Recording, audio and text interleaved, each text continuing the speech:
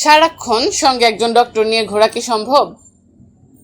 অথচ যে কোনো সময় যে কারো হার্ট অ্যাটাকের মতন একটা বড় বিপদ হয়ে যেতে পারে। যেহেতু কারো হার্ট অ্যাটাক হয়ে গেলে আশেপাশে কোনো ডক্টর থাকার সম্ভাবনা খুবই কম, কিন্তু আপনি থাকতে পারেন সেই রোগীর পাশে। এই ক্ষেত্রে প্রাথমিক অবস্থায় একজন ডক্টরের ভূমিকায় আপনি দাঁড়াতে পারেন এবং হার্ট অ্যাটাকে আক্রান্ত রোগীর জীবন বাঁচাতে পারেন।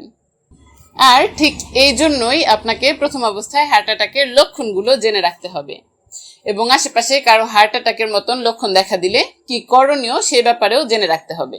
একে একে তাই বলছি। বুকে ব্যথা হতে পারে এবং এই ব্যথা বাংলা সিনেমায় দেখানো ডান দিকে বা বাম দিকে নয়, ব্যথাটা ঠিক বুকের মাঝখানে হবে এবং এই ব্যথাটা অনেক সময় রোগী বলবে যে বেশ ভারী লাগছে বুকটা, বুকে কিছু দিয়ে চাপ দিয়ে রাখার অনুভূতি হতে পারে।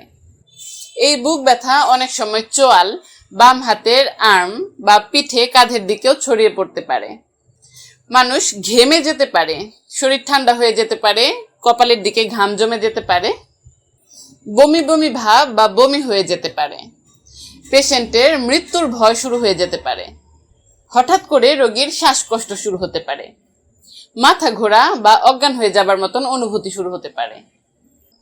হার্ট অ্যাটাকে কেউ যদি অজ্ঞান হয়ে পড়ে যান, তার যদি শ্বাস প্রশ্বাস এবং হৃদযন্ত্র বন্ধ হয়ে যেয়ে থাকে, তখন কিন্তু সঙ্গে সঙ্গে সিপিআর শুরু করতে হবে।